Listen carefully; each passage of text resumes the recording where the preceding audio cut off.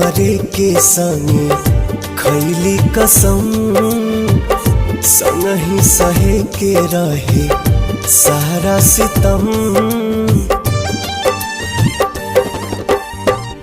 जिए मरे के संगे खैले कसम, संग ही सहे के रहे सारा सितम। उहे जान भैली अनजान,